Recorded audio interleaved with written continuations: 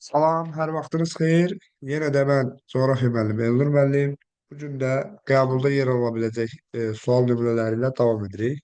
Belə bir sual nümunəsi ilə qarşı-qarşıyayıq ki, 90-cı illərdə müstəqillik əldə edən Türk dövlətləri.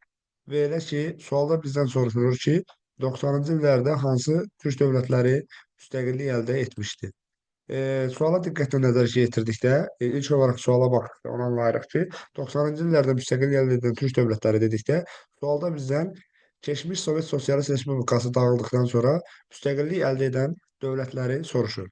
Deməli, Sovet Sosialist Respublikasının müstəmləkəsi olan ölkələrdən biri Qazaxıstan, digəri Tacikistan, eyni zamanda Azərbaycan və Qırğızıstan sualda verilmişdir. Türkiyə və Macarıstan isə, yəni Macarıstan müstəqil türk dövləti deyildir. Türkiyə isə həmin dövrdə müstəmləkə olmamış və azadlıq əldə etməmişdir.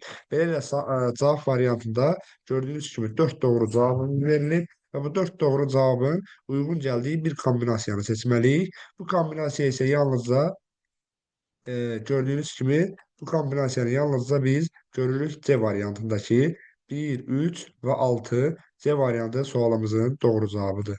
Sual olduqca maraqlı sual nümunəsi idi və bu sualdan öyrənmiş olduq ki, bir test nümunəsində yalnız 3 yox, 4 doğru cavab da verilə bilər. Onlardan bizə üçlü kombinasiya yığmaq tələb oluna bilər. Eynilə bu sualda olduğu kimi.